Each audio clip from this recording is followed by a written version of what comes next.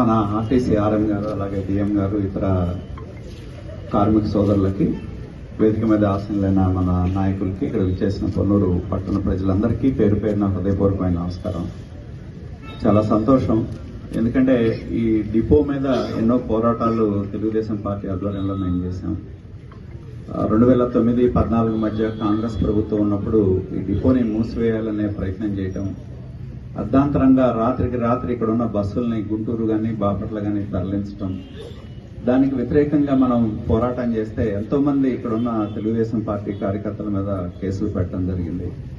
అలాగే ఎప్పుడైతే రాష్ట్రం విడిపోయిన తర్వాత 2014లో తెలుగుదేశం ప్రభుత్వం ఆనాడు అధికారంలోకి వచ్చిందో వెంటనే చంద్రబాబు నాయుడు గారు ముఖ్యమంత్రిగా ప్రమాణ స్వీకారం చేయకముందే పొన్నూరు డిపోని మనం ఓపెన్ చేయించడం జరిగిందనే విషయాన్ని ఒకసారి గుర్తుంచుకోవాలి. కాకపోతే ఇందాక మన ఆర్ఎం గారు చెప్పినట్టు ఈ డిపోకి చరిత్ర ఉంది, కానీ మనం వెనకబడి ఉన్నాం చుట్టుపక్కల డిపోతో పోల్చుకున్నప్పుడు. దయచేసి నేను ఆర్ఎం గారిని కోరేది ఏంటంటే, చరిత్ర కలిగిన ఎంతో మంది 1900 అదరాపురపు శాసకిరావు గారు లాంటి పెద్దవాళ్లు ఆ రోజు ముందు చూపుతో ఇక్కడ స్థలాన్ని సమీకరించి ఇక్కడ డిపోని ఏర్పాటు చేయడానికి కారకులయ్యారు. కాకపోతే కాలగమనంలో ఇదివరకు బాపట్ల ఏరియా కూడా పొన్నూరు కిందే ఉండేది. కాలగమనంలో బాపట్ల సపరేట్ అవటం, పొన్నూరు సర్వీసులన్నీ చాలా వరకు బాపట్ల వెళ్ళటం, పొన్నూరు దాదాపు నేను అనుకోవటం ఒక అనాథ అయిపోయిందని చెప్పడంలో నాకు ఎటువంటి సందేహం లేదు. కాబట్టి నేను కోరేది ఏంటంటే, ఆర్ఎం గారిని ప్రత్యేకించి, మీరు గుంటూరు జిల్లాలో ఆర్ఎంగా ఉన్నారు కాబట్టి ఈ డిపో మీద ప్రత్యేకంగా దృష్టి పెట్టి కావాల్సిన సహాయ సహకారాలు అందించి ఇక్కడున్న ప్రజలకు సౌకర్యం కల్పించడం, అలాగే మీ డిపో ఆదాయాన్ని కార్మిక సోదరులకి ఉద్యోగ అవకాశాలని కల్పించే విధంగా మీ సహకారాన్ని ఇవ్వాలని చెప్పి నేను కోరుతా ఉన్నా. అలాగే మన ఎండి గారు వచ్చినప్పుడు ఇక్కడ వారికి ఎవరైతే ఉత్తమ కార్మికులు ఎవరైతే ఉన్నారో ఆ రోజు వారికి సన్మానం చేయడం కూడా జరిగింది. మంచి, ఎందుకంటే సమర్థవంతంగా బాధ్యతలు నిర్వహించడం కూడా చాలా గొప్ప విషయం. వాళ్ళందరికీ మన ఎండి గారు మన మొట్టమొదటిసారి మన రావటం, కార్మికుల్ని ఆ రోజు సత్కారం చేయడం జరిగింది. ఆ సందర్భంగా మనం ఇక్కడ కావాల్సిన ఇన్ఫ్రాస్ట్రక్చర్ గురించి ఆయన దృష్టికి తీసుకెళ్లాం. వెనకాల ఏదైతే సగం కాంక్రీట్ వేసి ఉన్నారో మిగతాది కూడా వేయాలని, ఆఫీస్ అభివృద్ధి కానీ మిగతా అంశాలని మనం తీసుకెళ్లడం జరిగింది. దానిలో భాగంగా ఇప్పటికే చెప్పారు, ఒక 50 లక్షల రూపాయలకి టెండర్లు పిలిచారని, ఇంకో 50 లక్షల రూపాయలు టెండర్లు పిలుస్తున్నారని చెప్పి చెప్పడం జరిగింది. కాబట్టి ఏంటంటే ఖచ్చితంగా, ఎందుకంటే బస్సుల మీద ఆధారపడి ప్రజల యొక్క జీవితం, ఆర్టీసీ అనేది ప్రజల జీవితంలో భాగం.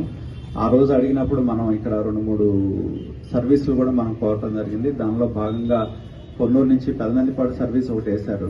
అలాగే పొన్నూరు నుంచి బోడిపాలెం కూడా ఒకటి వేయడం మా అప్పారావు అడుగుతున్నాడు ఉన్నది, కానీ మీ ఊరు రాలేదు, కానీ నండూరు మీదుగా బస్సు ఉంది ఇప్పుడు. కాబట్టి ఎవరైనా కావాలంటే నండూరు వచ్చి ఎక్కచ్చు. ప్రస్తుతానికి మీ ఊరు మీదుగా మేము తీసుకెళ్తామని ఇప్పుడు చెప్పలేను, కానీ నండూరులో నుండి బోడిపాలెం సర్వీస్ స్టార్ట్ అయింది.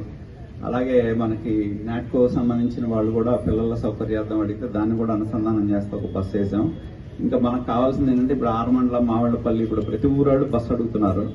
ఆర్ఎం గారికి నేను కోరేది ఏంటంటే, మన నంబూరు వాళ్ళు ఒక బస్సు అడిగారు, రిప్రజెంటేషన్ మీకు పంపించాం. ఇప్పుడు ఉచిత ప్రయాణం వచ్చిన తర్వాత ఇదివరకు చూసేవాళ్ళం, మేము గ్రామాల్లోకి వెళ్ళి బస్సు అడిగినప్పుడు బస్సు ఎక్కితే మేము బస్సు పెట్టడానికి ఆస్కారం ఉంటుంది. రాను రాను గ్రామీణ సర్వీసులు ఎందుకు మూతపడినాయి అంటే, అక్కడ ఆర్టీసీ బస్సు కోసం ఆగేవాళ్ళు కాదు, ఎదురు చూసేవాళ్ళు కాదు. ఆటో రాగానే ఆటో ఎక్కడం, దాని వెనకాల ఆర్టీసీ బస్సు వచ్చినా ఎవరు ఎక్కేవాళ్ళు కాదు.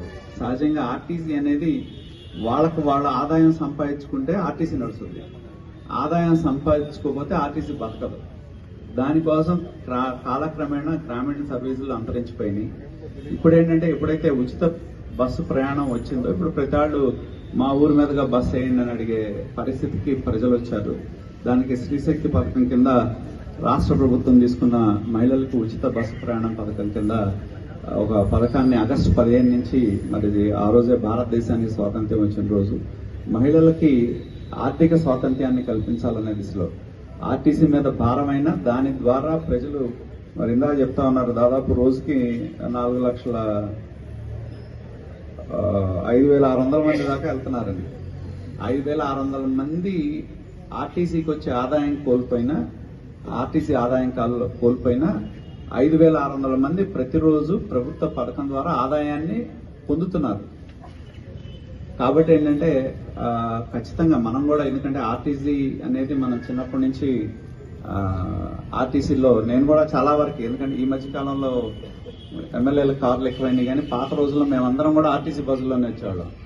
ఇమ్లీవన్ బస్ స్టేషన్కి వచ్చి, ఇమ్లీవన్ నుంచి గుంటూరు వచ్చి, మా కోసం 2 సీట్లు ఉంటాయి.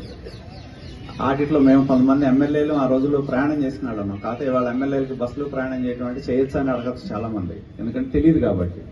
ఆ రోజుల్లో మేమందరం కూడా ఆర్టీసీ బస్సులో ప్రయాణం చేసిన వాళ్ళమే, మన ఊరు కానీ ఏదైనా కానీ. ఈరోజు పాత రోజుల్లో మమ్మల్ని అడిగేవాళ్ళు, మాకు 2 టికెట్లు ఉండేవి కాబట్టి ఆ 2 టికెట్లు మాకు కావాలంటే మా పేరు మీద రిజర్వ్ చేసి ఉంచండి అనేవాళ్ళు. ఇప్పుడు అడిగేవాళ్ళు తక్కువ అయిపోయారు. ఇదివరకు డిమాండ్ ఉండేది.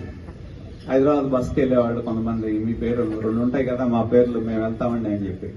కాబట్టి అట్లా ఆర్టీసీ అనేది ఎంతో ప్రాముఖ్యత ఉంది మన యొక్క ప్రజా జీవితంలో. అటువంటి ఆర్టీసీకి కూడా మనం ప్రజలుగా మన వంతు సహకారాన్ని అందించి, ఇంతమంది కొన్ని లక్షల మందికి ఈ యొక్క బస్సు ద్వారా వాళ్ళకి రవాణా సౌకర్యం కల్పిస్తూ ఉంది ఆర్టీసీ. కాబట్టి మన వంతు సహకారం కూడా అందిద్దాం. అలాగే ఈరోజు చాలా సంతోషం, మనకి ఉదయం పూట తిరుమల బస్సు ఉంది, 8:30కు బయలుదేరుతుంది. అది అక్కడికి ఎన్నింటికి వెళ్తుంది? ఇక్కడ ఉదయం బయలుదేరేది 5:15కు బయలుదేరుతుంది. మళ్ళీ అది సాయంత్రం బయలుదేరి ఇటు వస్తుంది. 6:30కు బయలుదేరి వెనక్కి వస్తుంది. ఇప్పుడు వెళ్ళిన బస్సు తెల్లారుజామున 4 గంటలకు వెళ్తుంది. ఇక్కడ సాయంత్రం ఈ బస్సు 6:30కు బయలుదేరుతుంది. అక్కడ తెల్లారుజామున 4 గంటలకు వెళ్తుంది.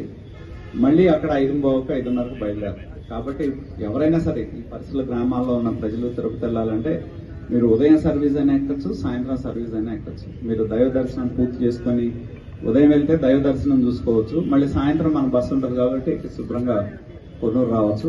కాబట్టి ఆ వెంకటేశ్వర స్వామికి చెంతకి తిరుపతి కోసం ఇంకో సర్వీస్, సాయంత్రం సర్వీస్ కూడా వేయడం జరిగింది. కాబట్టి ప్రజలు దీన్ని వినియోగించుకోవాలని, రాబోయే రోజుల్లో ప్రజల అవసరాలను గుర్తించి ఆర్టీసీ ద్వారా సేవలు అందించే విధంగా ఈ ప్రభుత్వం మేమందరం కూడా పనిచేస్తామని చెప్పి తెలియజేస్తూ, మరొకసారి ప్రత్యేకించి మాకు ఈ సర్వీస్ ఇచ్చినందుకు ఆర్ఎం గారికి, మన మిగతా అధికారులు కూడా కొన్నూరు ప్రజల తరఫున కృతజ్ఞతలు తెలియజేస్తా ఉన్నా. అందరికీ నమస్కారం. Thank you.